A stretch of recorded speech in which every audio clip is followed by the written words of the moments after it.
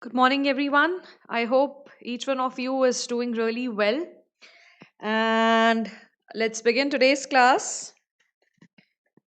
Hope you had a good Sunday. We did have a good class yesterday evening. We are also having a class today evening on Unacademy. That will be sharp at 8:30 p.m. today. The late classes on the other 2 days happened because we had a marathon session. So today's session is not that big, a small session, but nonetheless a very informative one. I thought we'll do some pretty important questions here. So good morning, everyone. Good morning, Afreen. Very happy to see you. I'll start directly. So briefly about me, I'm Siddhi Bangard. I have 3 years of teaching experience. I've appeared for 4 mains in an interview and did my PGD HRM or MBA in HR from XLRI Jamshedpur. Please use my code SBUS or SP Siddhi for any subscription under the UPSC CSE on Unacademy. And this is my Unacademy profile link. You can use this to follow me on Unacademy so that you get notifications for all my classes. I take live special classes on Unacademy every single day. One is there today at 8:30 p.m. So let's crack it. We at Unacademy have daily live classes. This is all a part of the Plus courses where you can directly engage with the educator like you do here. But the interface does get better on the Unacademy platform. We also have live test and quizzes. I'm currently running a prelims test series as I just informed, and we are also having this test series here on YouTube. All our courses are aligned with the UPSC syllabus, as you'll feel just now when we do some questions. In fact, I'm pretty excited to do the questions for today. They're very good. And one subscription under the UPSC CSE category will get you access to all the previously done courses on our platform and also the live courses which will be running now when you join, and the upcoming courses which will be there till your subscription is there. So may I please know who all are there in the class as of now? That will really help me interact with you in a better manner. And we also have the Unacademy Iconic program.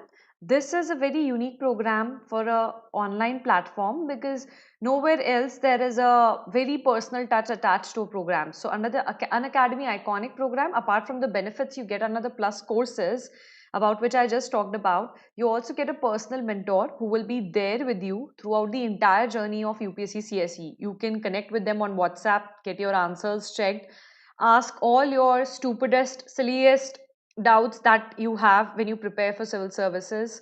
And importantly, you can, if they are in the same city, you can meet up with them also. So that gives you a personal mentor for each and every milestone of your journey on the UPSC civil services. With that, the Iconic has, in addition to the benefits of Plus, that is live classes, test series, unlimited practice, choosing the educator you want to study from, a structured schedule. You also have a personal coach, which is the highlight of the program, daily mains Q&A practice, because mains is what actually gets you inside the civil services, a study planner for people who can't plan their studies or who have a difficulty sticking to a schedule, and a personalized feedback session, a continuous personalized feedback session to put you on the track or the right track to civil services. With that, the Iconic is just for 64,000 for 12 months and 99,000 for 24 months. And if you use my code SBUS, you get an instant 10% off, which converts it to 57,600 for a year and 89,100 for 2 years. That means effectively less than 50,000 for a year. Going back, for the Plus courses, the 1-year fee is 44,000 and the 2-year fee is 64,000. If you use my code SBUS, you get an instant 10% off on all the UPSC CSE subscriptions. 39,600 for 12 months and 57,600 for 24 months. That means effectively less than 30,000 for 2 years. So with that, let's begin today's class. So choose wisely, choose Unacademy and choose Iconic, and use my code SPUS for any subscription under the UPSC CSE category. With that, this is again to inform you that my classes will be live at 8:30 p.m. today itself. Today also we'll have the 8:30 p.m. class. I'm not delaying it today. So please come and join. It's a special class. We'll be doing prelims mini mock test series for current affairs. With that, let's begin. So the rules of the game are very simple, and let me see who all are there in the class. Good morning, Himanshu. Good morning, Naba Pallab. All right.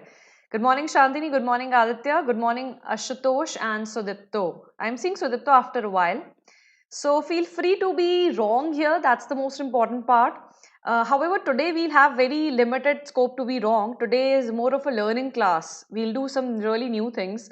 And remember your success more than your mistakes. That actually boosts your morale. 20 to 25 seconds to read and 30 seconds to answer. So enjoy the class. And I believe that we'll improve each day. We are improving significantly each day. With that, question number 1 on your screens and 20 seconds to read and 30 seconds to answer.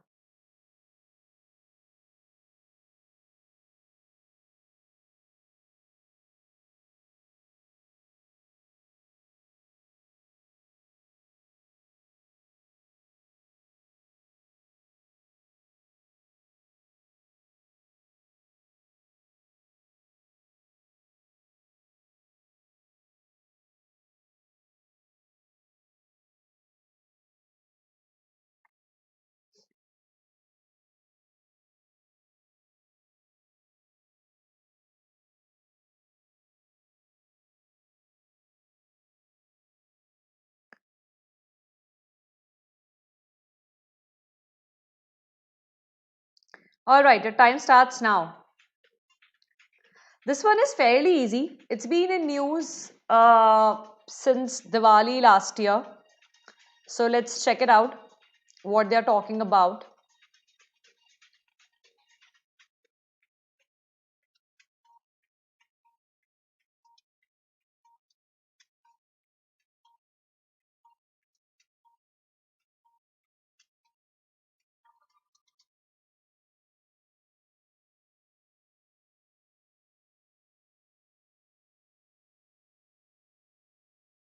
All right.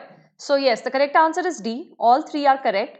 So basically, green crackers simply means instead of releasing that smoke which is harmful for our lungs, they actually end up releasing water vapor or air. So what happens in a normal cracker is, due to the built up of pressure inside the because of the explosive or because of the heat energy, and because of the pressure built, when it explodes there is release of sound energy, heat energy and smoke.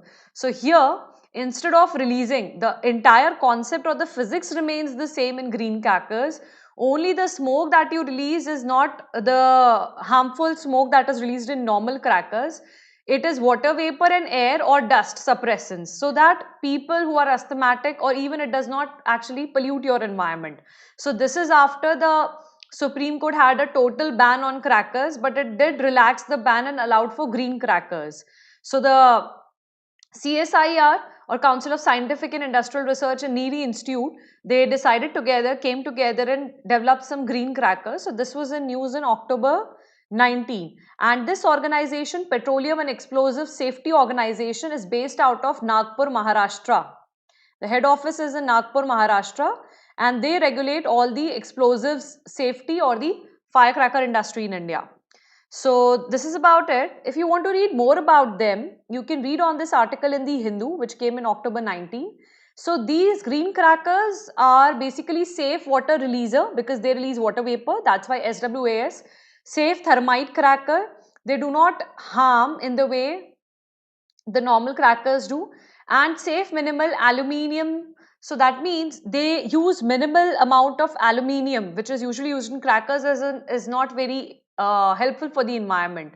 So that is the entire thing about them. In fact, they have been designed such that they have 30% less particulate matter pollution. That means the PM pollution that we call, very, very small particulate matter which stays in the air and is very harmful for people who are inhaling that kind of smoke, or that even stays on the buildings and destroys the environment.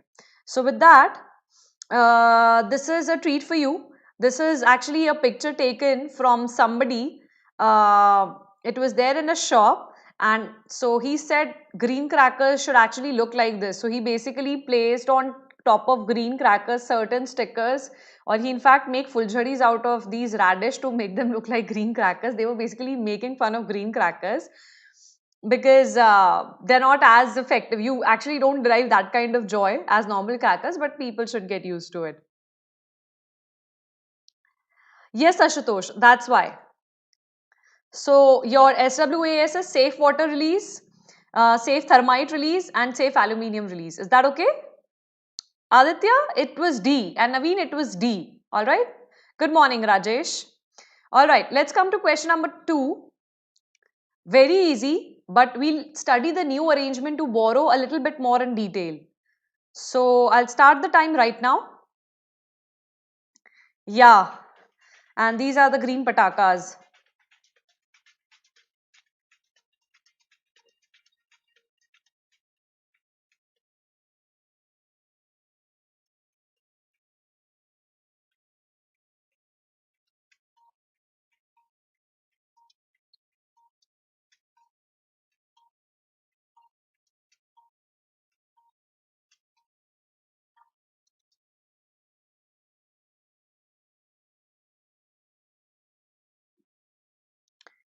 All right, anybody else wants to answer this?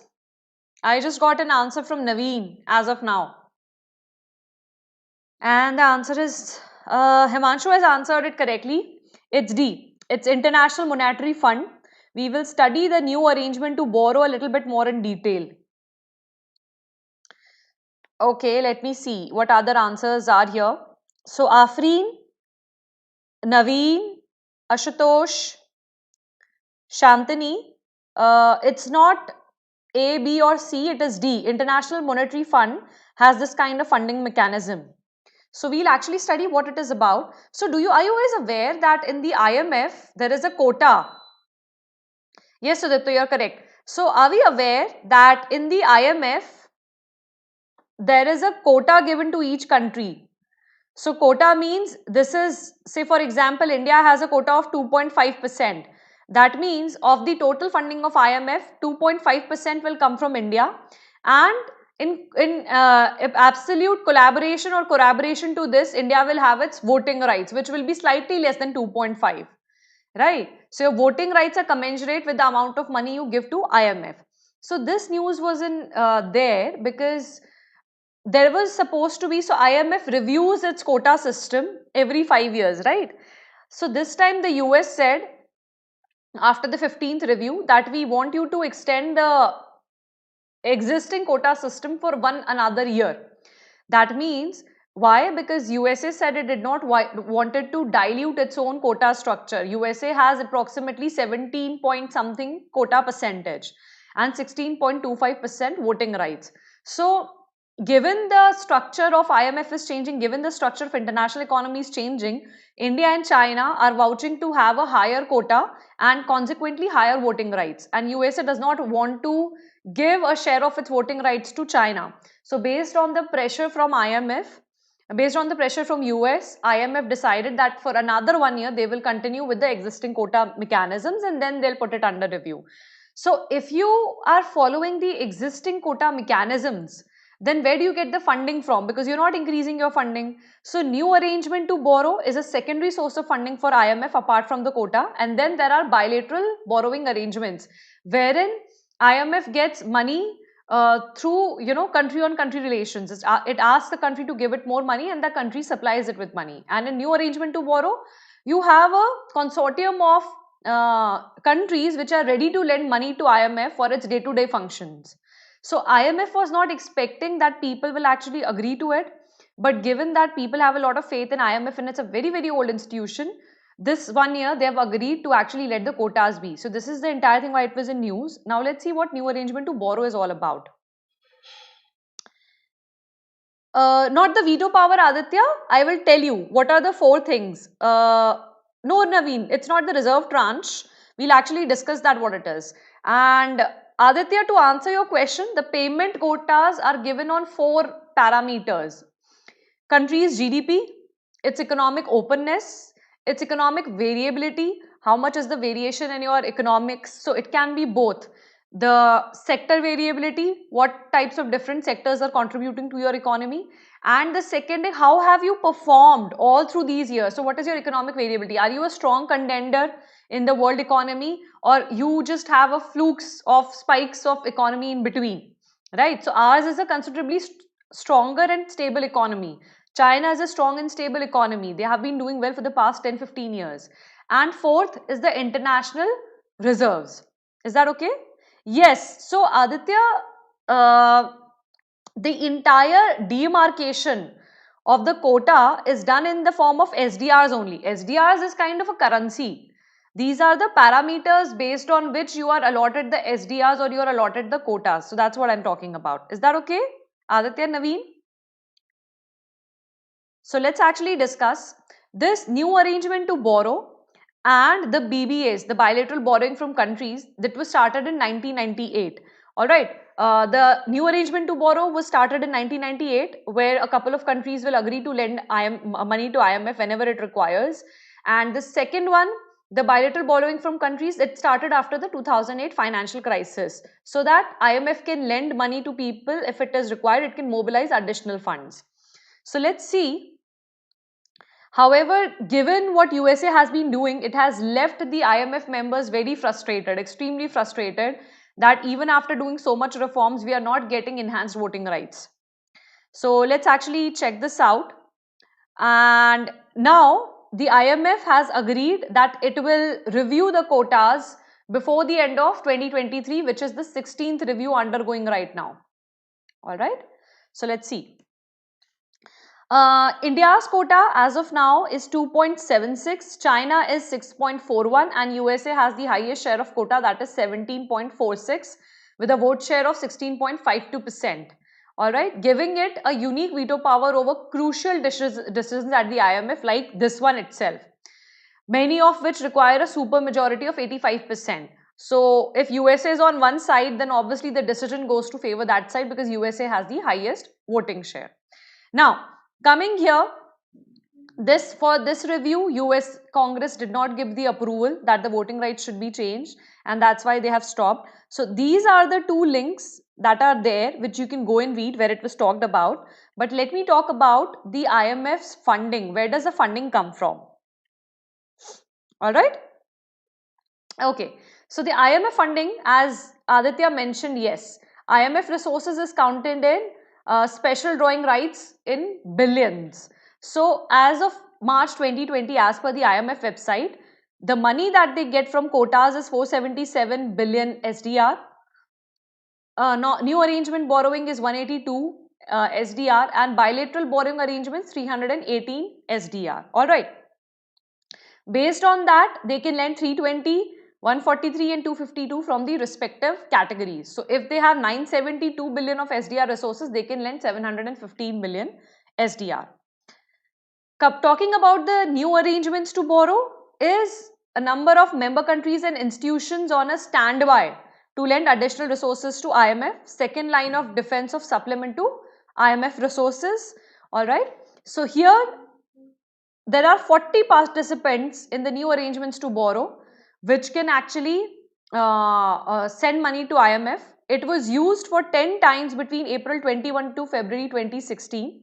Last was done in February 2016, and it can be now used between now and November 2022 till the next review is done. Is that okay? And its total size is 182 billion. However, the activation of new arrangements to borrow requires supports from 85% of creditors eligible to vote. So this time the USA voted for it. That's why this mechanism has become active again. Coming to bilateral borrowing agreements that came after 2008. So in that also you have 40 participants. They were approved in 2016 and the commitment is SDR 318 billion. Again, activation requires 85% vote, so USA has voted for it. And now they have come up with a new framework for BBA or bilateral borrowing arrangements. Is that okay? Are we good? Is there anything that we've not understood? Then please let me know. And these agreements will actually run through the end of 2020 and then they have to be renewed. All right.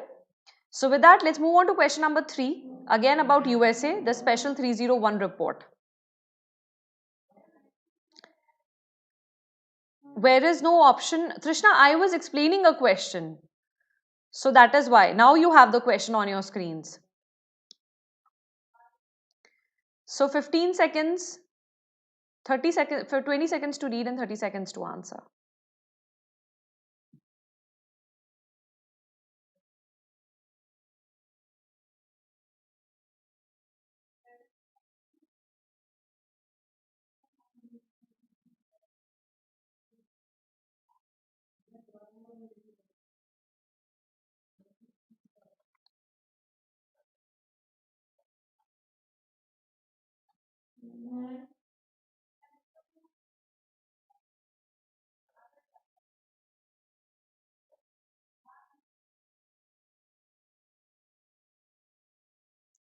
All right, your time starts now.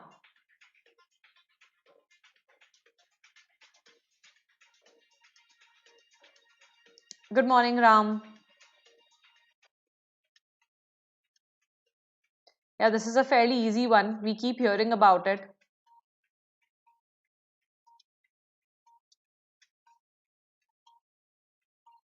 It is B actually.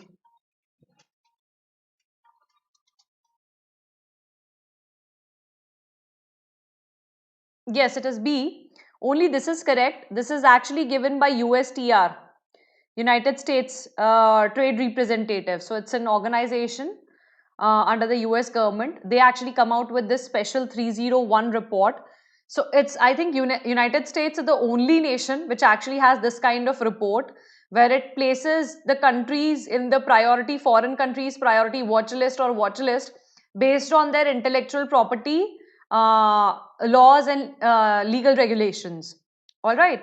So under this has been in news even in 2020. In fact, why it was in news is the special 301 report which came in 2020 was highly criticized. Why? Because people were like, this is the time when the entire world is suffering from corona crisis, and yet under the special 301 report, the number of countries which go for the priority watch list or the watch list, they haven't changed at all. And USA keeps harping on the same thing about compulsory licensing and voluntary licensing. So compulsory licensing actually strengthens up United Nations intellectual property rights, right? However, during these extraordinary times, people have been actually going for local manufacturing and voluntary licensing of certain health initiatives, so which the USA is not liking, and hence the, if you compare between the 2016 USTR report and 2020 USTR report, the nations who actually fare in the priority watch list are still the same. So priority foreign countries are the nations with unacceptable intellectual property rights or laws. Priority watch list countries are which do not have adequate intellectual property laws. The US government keeps a watch on it, and watch list is a countries it is still watching. They have adequate intellectual property laws, but the USA wants them to get better. Now, what is the problem with that? We'll actually see. So as of now, this is how the listing looks. Your red countries are in the priority watch list. So as you can see, India and China are on the priority watch list. And the orange countries are watch list countries. That means even Canada is in the watch list. Yes, India is on the priority watch list. So Dipto, the first is USTR, United States Trade Representative Report. All right. Yes, India is from priority watch list.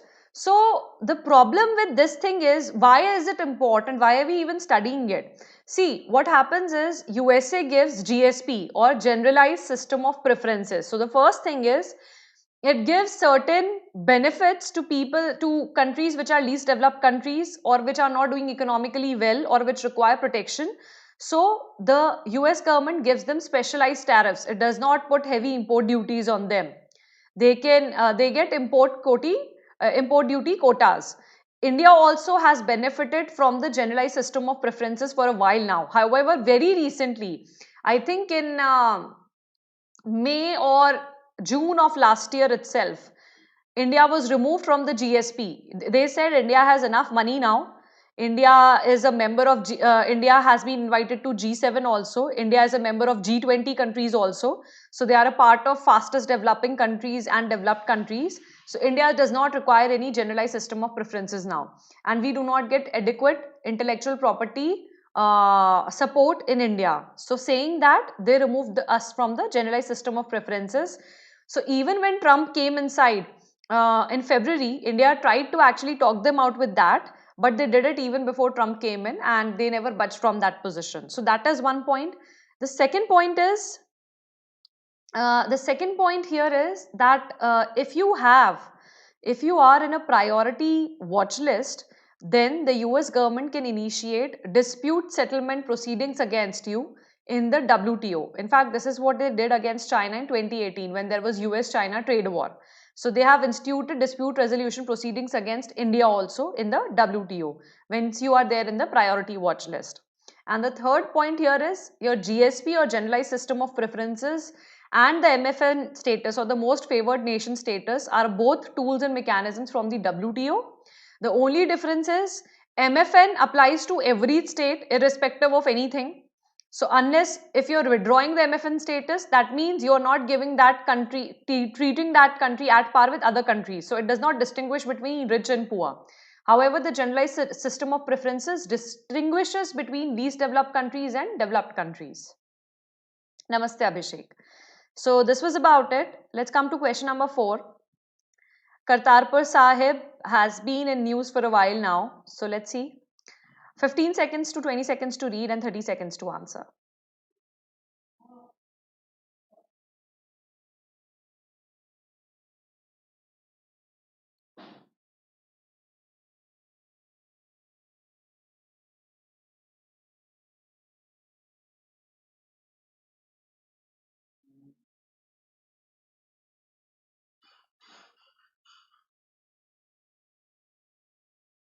And your time starts now.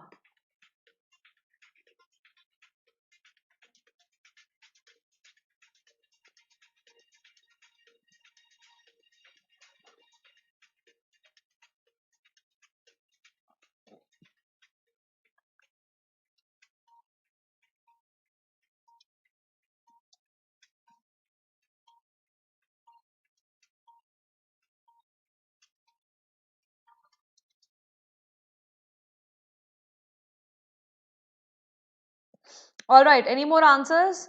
Afreen, it is not D, it is A. 1 and 2 are correct. No, he wasn't born here. He was born in Nankana Sahib, a different place. The reason why it is very famous is because he spent the last 18 years of his life at Kartarpur Sahib, and that's why it is a very revered place.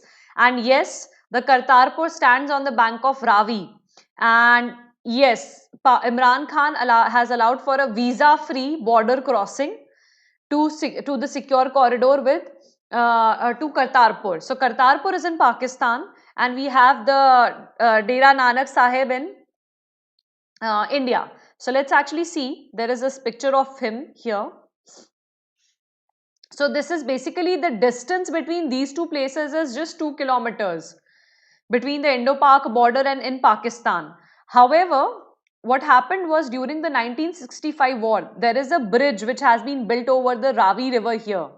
That bridge actually got destroyed during the 1965 war, and since then what we have done is in the Dera Baba Nanak we have built an elevated platform to actually look at the Kartarpur Sahib. From this elevated platform you can actually look across this place. However, very recently, as we all know, in November 19, we ended up opening this corridor despite the tensions between India and Pakistan. So now that corridor is ready and people can directly cross this bridge and go to Kartarpur Sahib, which has been a long lost wish. And Imran Khan had also said that, you could come visa free. So the problem is India did say that it is allowed visa free, but India actually asked its people to carry their passports so that a trail of people coming in and going into Pakistan can be maintained. So this is how it is about. And your Kartarpur stands on the banks of Ravi at about 120 km northeast of Lahore. So earlier, people had to first go to Lahore and then travel all the way to Kartarpur. Now they can go directly. You're welcome, Aditya. Let's move on to question number 5. It's not C, it's A. Abhishek, there's no poll. That's why we have the Unacademy platform. That's why we keep saying come to Unacademy. Because that's the limitation of YouTube. You don't have a poll. Ashwat Kumar, you are right. And Abhishek, the answer was A. So another 15 seconds to read and then we'll start the timing.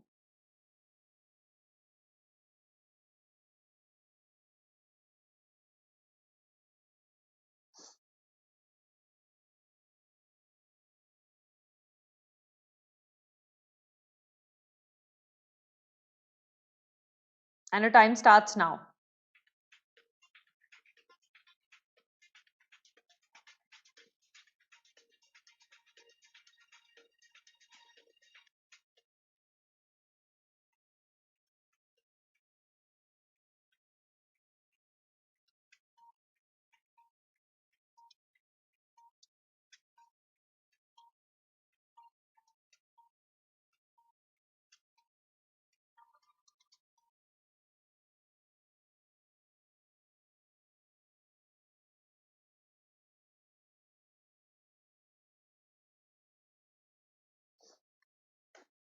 All right, let's check this out. So, anyone who has answered B? Okay, Naveen, Rajesh, Sivranjani, Himanshu, some fun and entertaining, Afri, they've all answered B. Ashutosh, it's B. Only 2 is correct. Your Cape Town Agreement is not a part of UN clause. So, Cape Town Agreement, Cape Town is in South Africa, has been taken up by the IMO or International Maritime Organization. Alright, so they have their headquarters in London, UK. Set up in 1948.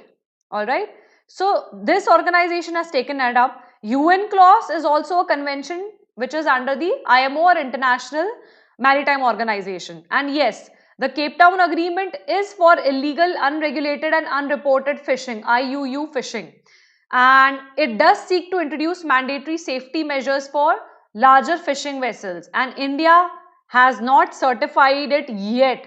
So this agreement or this convention was started in 2012 and it is 2019. It was supposed to go into force in 2022. However, India has still not ratified it, though India is big time on fisheries and fishing. Yes, Ashutosh, it's IMO. So considering that, Aditya is also correct. So Dipto, it's B. Alright. So India ranked 3rd in fisheries. So India should have been a part of this regulatory regime, but India is not ratifying it because once that you ratify it, then it becomes a legally binding agreement in which any fishing vessel which is above 24 meters in length will have to comply with a lot of operational mandates. The amount of fish they can carry, from where they can fish, the amount of net, how their vessels should look like, what kind of fishing they should do. So everything will become regulated. India as of now, to save its local populace from these kind of arrangements, is not actually ratifying this, but it is not a good thing because ultimately we're compromising the safety of our fishermen. So the treaty will enter into force after at least 22 nations with an aggregate 3,600 fishing vessels of 24 meters of oven length operating on the high seas have expressed their consent to be bound by it. So at present 46 nations have already given the consent. India has not yet given. This came in October to November 19. It was in news in the Hindu. So the article is here. Alright. It is aimed at facilitating better control of fishing vessel safety by having a flag at the ports and in the coastal states. So let's talk about it. And basically your Cape Town Agreement follows the Torremolinos Declaration. This was signed in 1967. Your Torremolinos Declaration happened in Spain. So your Torremolinos is a place or municipality in Spain. They said so once your Cape Town Agreement enters in force, that is October 11, 2022, this declaration, Torremolinos Declaration, will cease to exist. It's the earlier one which has been governing the fishermen's safety or the fisheries safety in the international seas. Is that okay?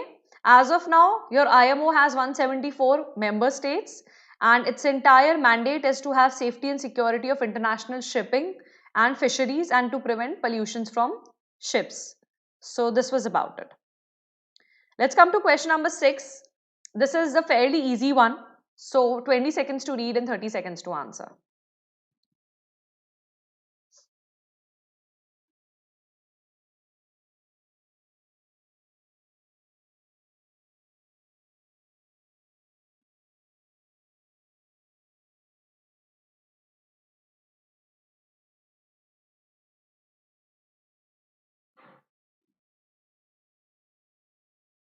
And your time starts now.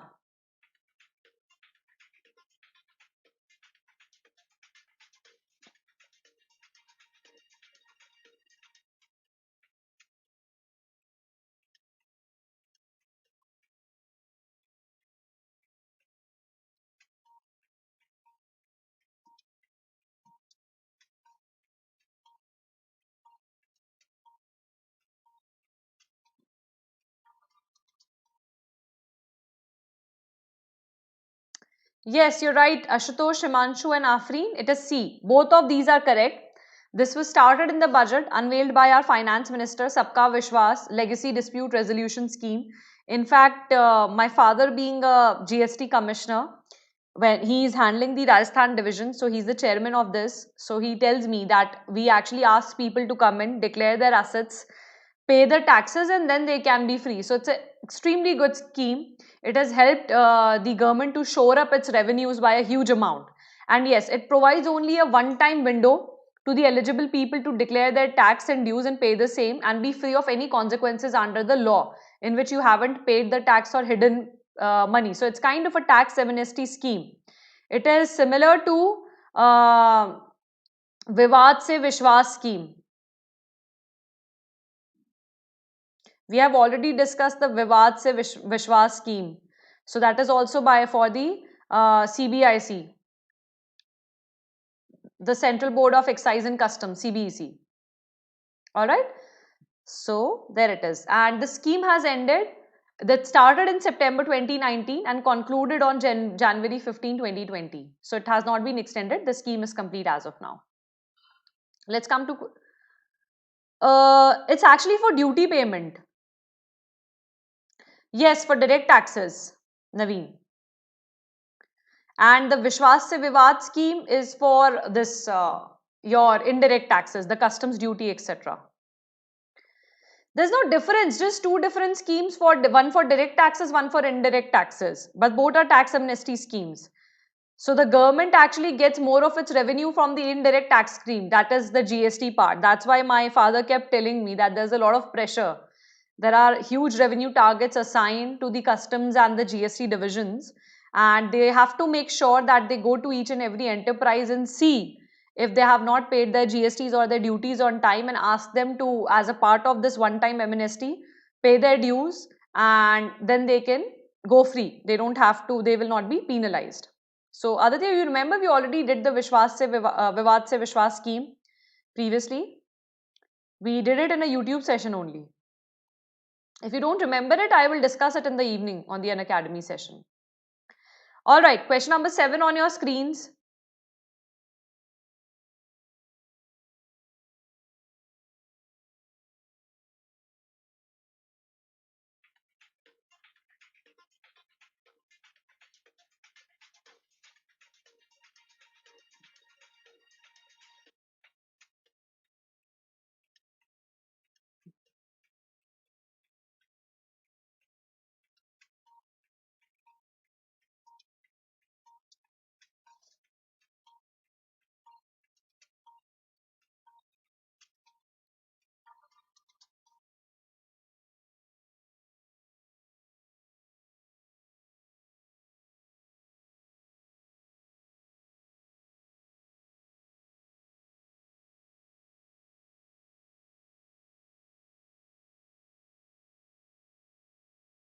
Alright. Yes, Aditya. Vishwas Se Vivad, and then I asked people to read it again. Now you remember. Alright. So Dev is correct. Himanshu is correct. Ashwat Kumar is correct. Yes, it is option number C. Aditya, where is your option? 1 and 3 are incorrect. Vansada is in Gujarat. Chandoli is in Maharashtra. And Nameri, we have done this, Aditya, before. Arunachal, when I was teaching you Pakke Tiger Reserve and Papar Forest Reserve. Karan, you're also correct. It's option number C. 1 and 3 are incorrect. So let's actually take a look at them.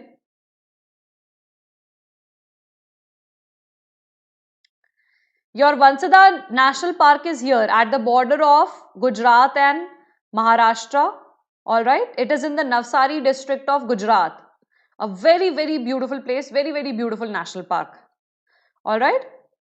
Nameri, sorry, it's at the border of Assam and Arunachal. We did that.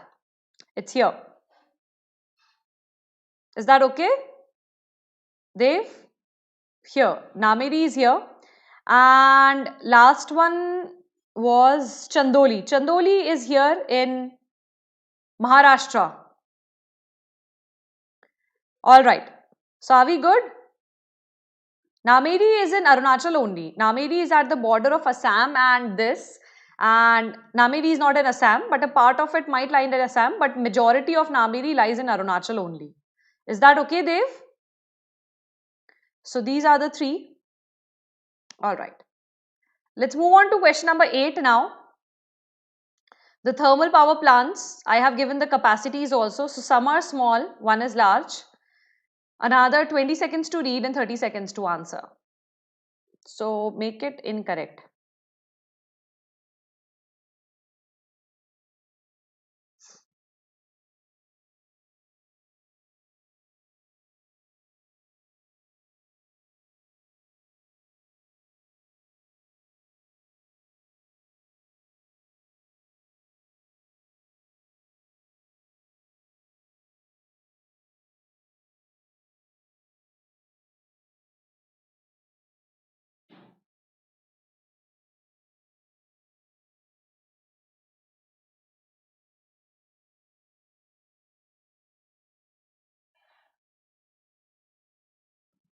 Alright, let's start.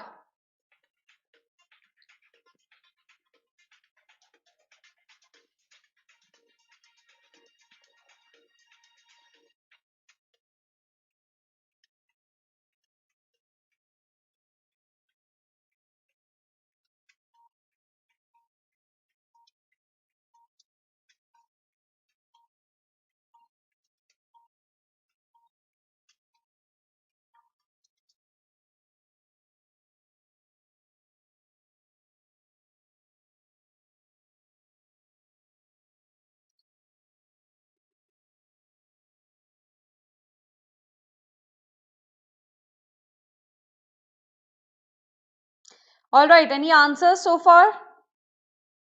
Great, I've received some answers here. So, who has given me C? Himanshu and Rajesh. Both are correct. Dev, Aditya, Sudipto, everybody is correct. Nilesh, Shivranjani and Naveen. It is not A. Afreen, it is not D. Only C is incorrect. Thumbil is in Rajasthan. Maharashtra has Deepnagar. And Gurha is not in Chhattisgarh but in Rajasthan. In fact, both these, Thumbil and Gurha, they actually lie in a remote western Rajasthan. Alright, so Gurha is in your Bikaner, one of the hottest places in Rajasthan, very less water. And Thumbil is in Badmer, again a very, very dusty town of Rajasthan in the western Rajasthan area, but very beautiful nonetheless. So both these areas, Badmer and Bikaner, they have lignite plants. And in fact, Thumbil is the first plant in the country, thermal power plant in the country, which uses lime. So the mine that is supplies coal to Thumbil also supplies lime to Thumbil, and lime is used to reduce SO2 pollution from the coal mines or from the coal thermal power plant, and both these actually use lignite. So Rajasthan has a lot of reserves for lignite. Deepnagar TPP uses normal coal only. So they are here. Very obscure, only Deepnagar has a considerable capacity, rest both are very, very small power plants because there's not enough water to run them. So Thumbil is here. This is your Badmer district. And Gudha is here. This is your Bikaner district. Is that okay? Suratgarh is also very close by. And your Deepnagar is here in Maharashtra, at the border of Maharashtra and Madhya Pradesh. Jalgaon, basically. Yes, Ashwat Kumar, you're also right. Abhishek is also right. It's C. So let's move on to question number 9. So 20 to 25 seconds to read and 30 seconds to answer.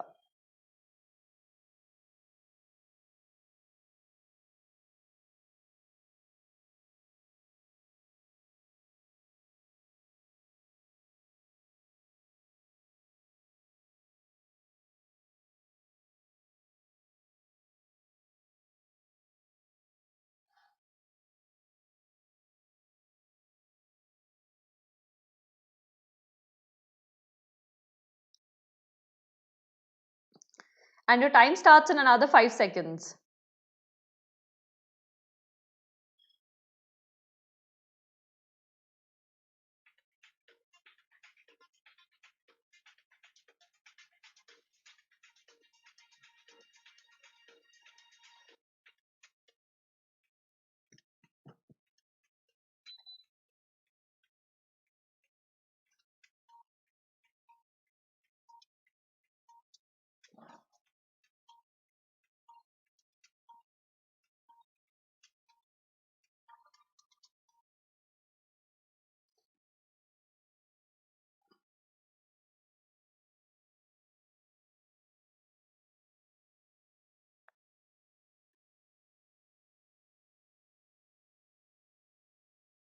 All right, I already got some correct answers. Shantini, 9A is incorrect. It's actually option number C. Both are true. So this was recently announced after the Jammu and Kashmir thing happened, when Article 370 was revoked and no longer, only the laws and rules of Jammu Kashmir apply. So only their citizens could actually ask information. Now, everybody can ask matters or file an RTI pertaining to matters related to Jammu and Kashmir. Alright, so this is true. Point 1 is also true. Citizens of India, only citizens of India have the right to seek information under provisions of Right to Information Act, including the NRIs. Alright, and in fact, to some extent, the OCIs also, though the status of the OCIs remains largely under contention. So there was a petition filed by Dinesh Thakur of the Ranbaxy. He's an OCI. So he was refused by the Ministry of External Affairs to get his RTI filed. They said, fundamental rights are not available to you. They are available to a naturalized person. You only have certain rights. But then the Delhi High Court actually overturned that decision and Supreme Court supported it.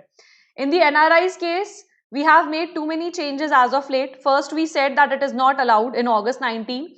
And then this reply was actually given by DOPT Minister Jitendra Singh. And then he later had to change it that NRIs are also allowed to actually file for RTIs. Is that okay? So the correct answer is C. Naveen, it's not B, it's C. Who else has answered? Shivranjani, it's not D. Is that okay? Karan, it's C. Afreen, it is C. So this is how it is. And yes, that is it. So let's move on to question number 10. Very famous caves recently in news. So 15 seconds to read and 30 seconds to answer.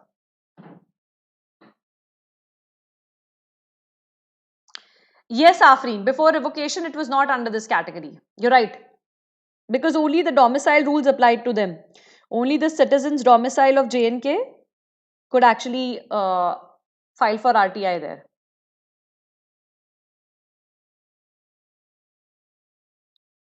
The time starts now.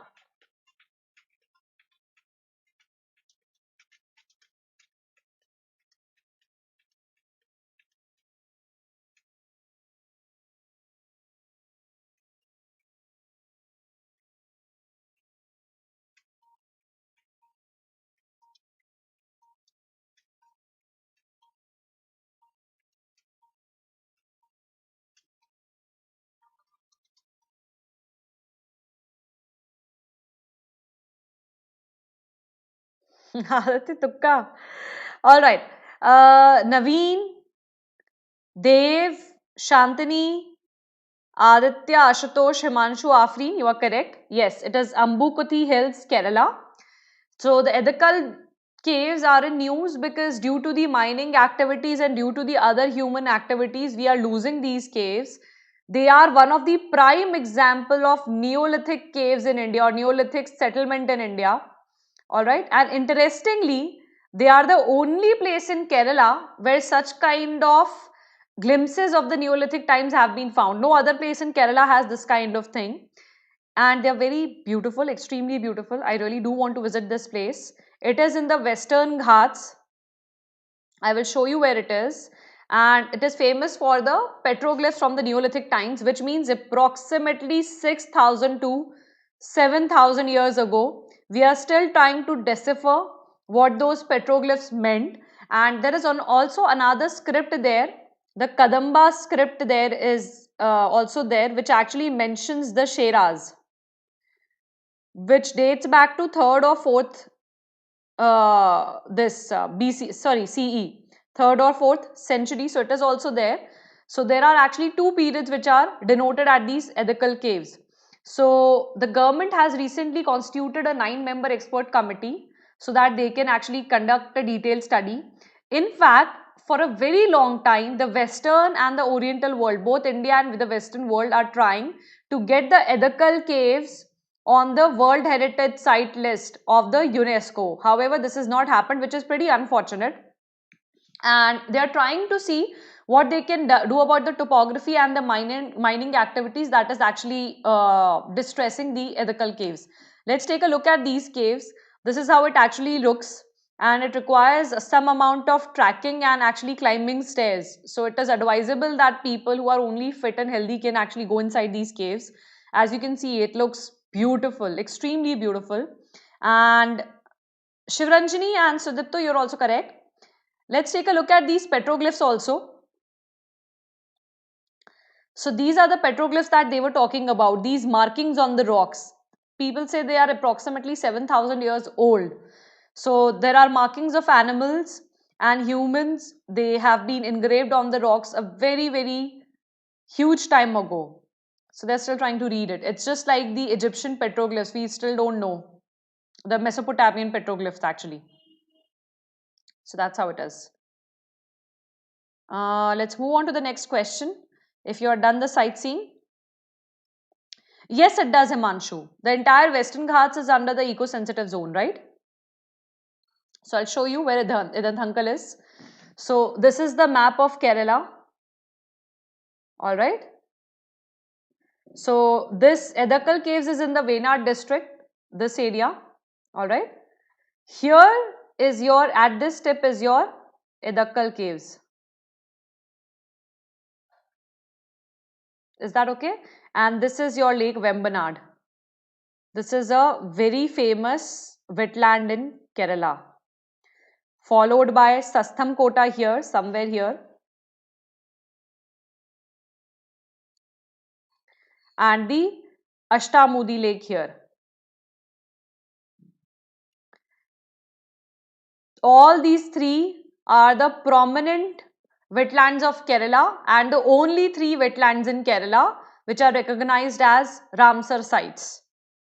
Is that okay? Ashutosh, what is so funny? Can you tell me the joke? Alright, let's move on to question number 11.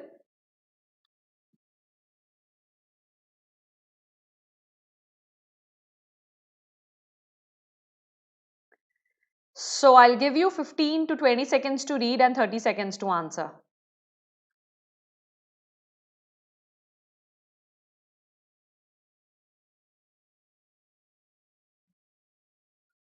You're welcome, Naveen.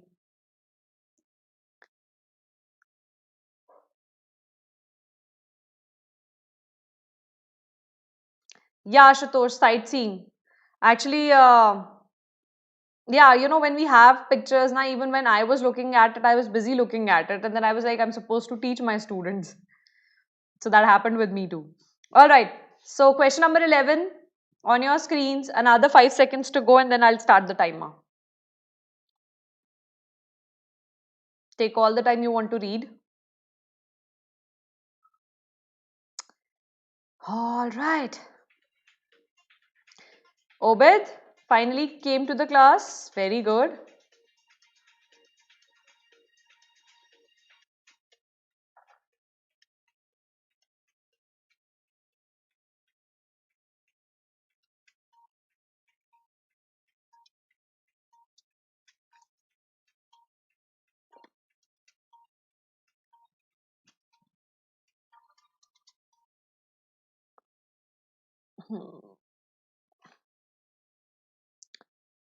All right. So, let me see who has answered me correctly. Actually, interestingly, nobody has answered me correctly. And that's quite unfortunate. The correct answer is C. Guys, I have told you to read the question. Read. Only Sivaranjani has answered me correctly as of now. The correct option is C. This is correct. It is, see, the statement is not, it is the only species that breathes during the Antarctic winter. It says it is the only penguin species that breathes during the entire winter. So option number 2 is correct. Option number 3 is correct. We keep reading about it in the news, about the emperor penguins. Now, tell me one thing. Very logically, we are calling somebody an emperor and we are assuming it is not Napoleon, who was known for his short height. He was very short in height and that's why he was very aggressive, or Hitler for that matter. But here, if you're talking about the emperor penguins, they are actually not the shortest, but the longest, or not even the longest, the largest of the penguins. So option number 1 is incorrect. Option number 2 and 3 are correct. Yes, it's the tallest and heaviest. Right, Shivranjani? Yes. Aditya is like, oh my god, when did that happen? What was I doing? All right, let's take a look at them. Right? So they are known as Aptenodytes forestry. They are the tallest and the heaviest of all the living penguin species. In fact, of all the living penguin species, they are the tallest ones. They are endemic to Antarctica, and it is the only penguin species that breathes during the Antarctic winter. Why this statement could have been right even despite having only in it is because think about Antarctica. It's already very cold, and then somebody breeding in the Antarctic winter. Definitely your bears will not do it. It's already very cold. How do you expect somebody to mate in that kind of winter? So this actually looks like a very plausible condition because they are the tallest and the heaviest. They have huge bodies. They can actually survive that kind of Antarctic winters, and obviously it's good for their species because no other animal comes out. So that is why they uh, use the sea or the ice as their home base for the 9-month breeding season for feeding and molting. Is that okay? You can read about this in the Down to Earth magazine. So it was there that these will be extinct if our climate goals are not met by 2030. That is keeping the temperature under 1.5 degrees Celsius. Yes. All right, let's come to question number 12.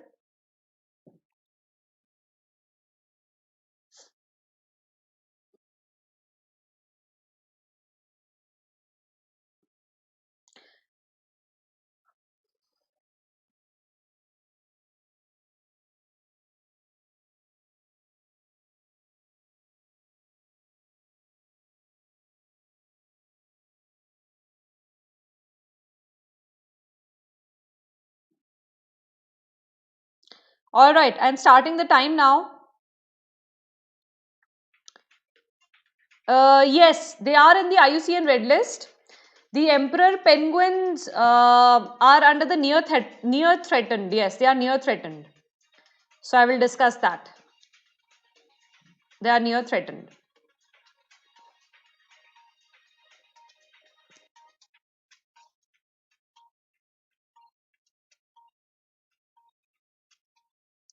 Actually, this is pretty intuitive. This question is very intuitive. So, Obed, it's not C, it's A. Naveen, Afreen and Rajesh, it's correct. Reducing child mortality due to pneumonia. This was launched by our health minister. So let's see, they launched it in Gujarat because Gujarat has very bad indicators on child mortality due to pneumonia. So all of you are right. Let's discuss this. So this is a campaign that is aimed at reducing child mortality.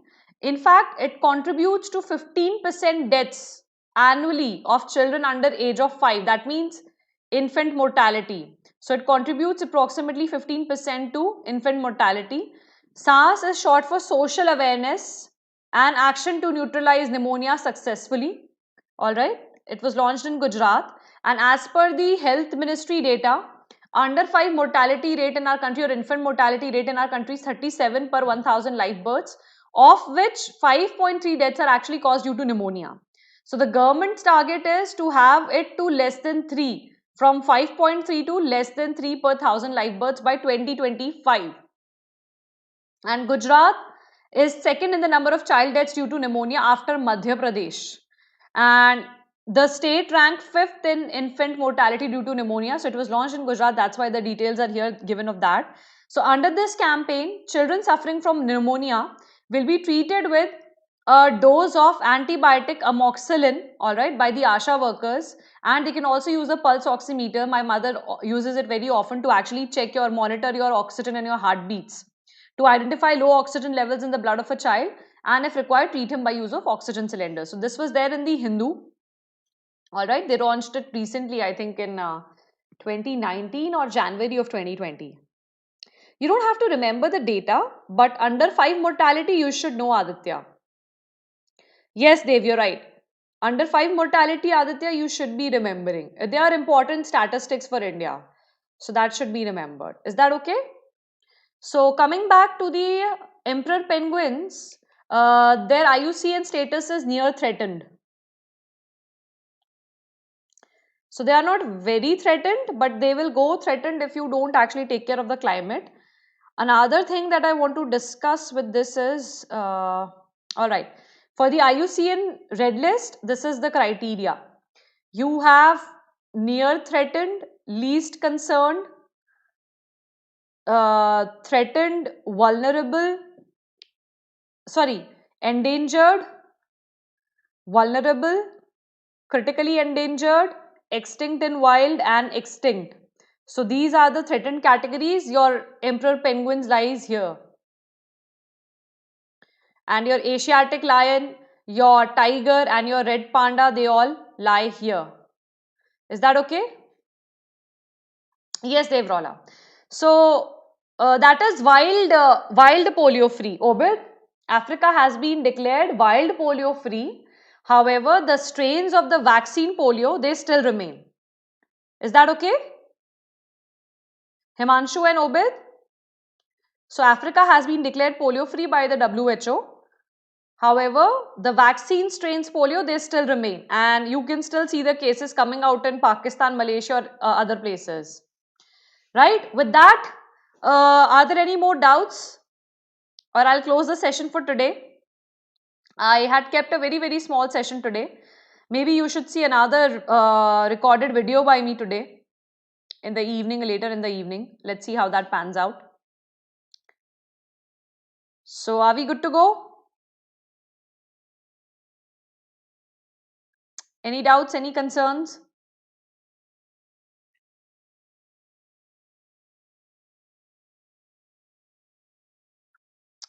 So India has actually been declared even this wild wala free and the other wala free, but we don't know. There might be stray strains.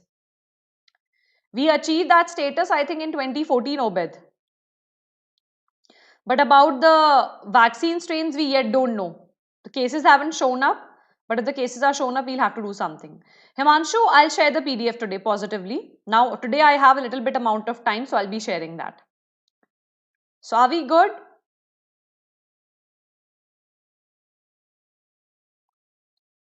All right then.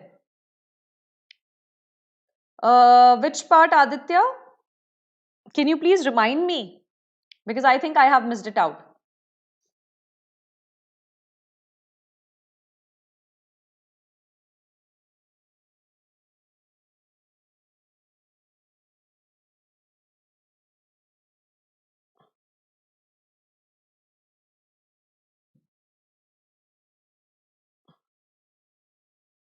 Aditya?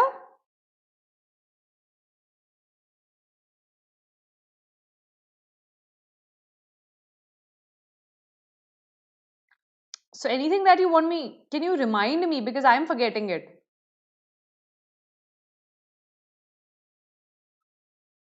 There was one thing that I did want to tell you guys, which we can do, I think, if I have some space here.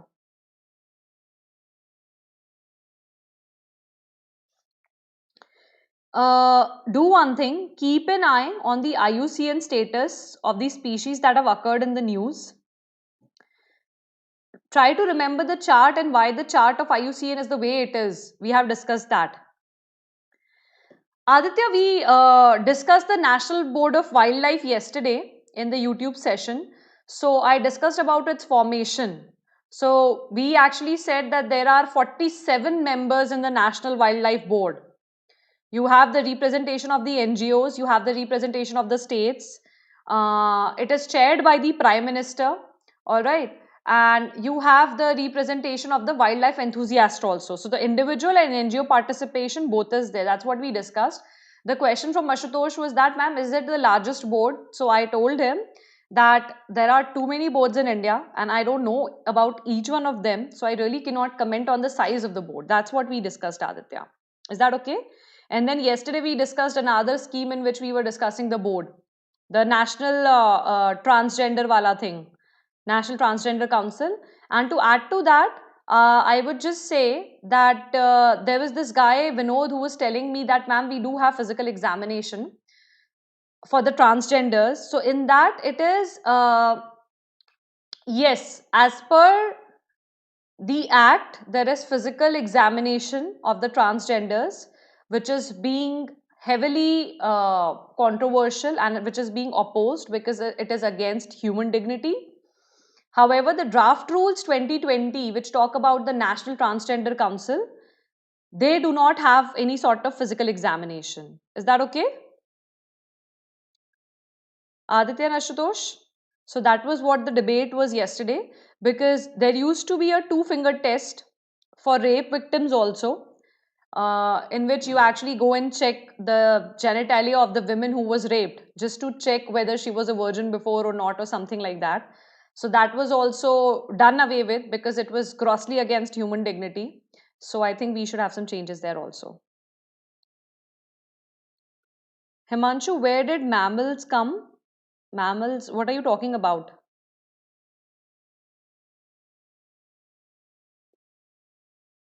All right, for the IUCN status, no, Himanshu, whatever species come in the news, because UPSC questions are mostly from current affairs only.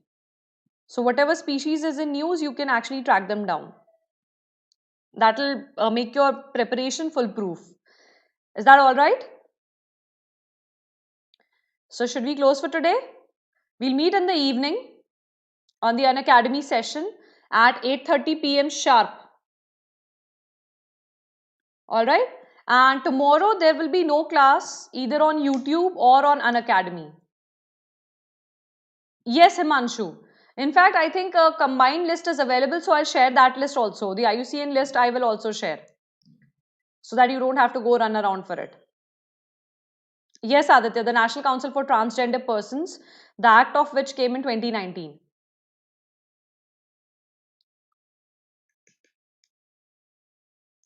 Great. Good day, everyone. So we'll end for the session. No YouTube session tomorrow. We'll resume on 2nd September.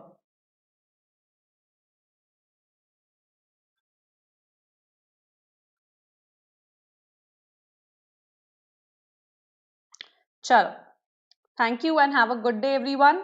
And if you like this video, please share it with your friends and also hit the like button and subscribe to our channel, Unacademy UPSC CSE in English on Unacademy. So let's crack it. You're very welcome. Thank you and take care, everyone.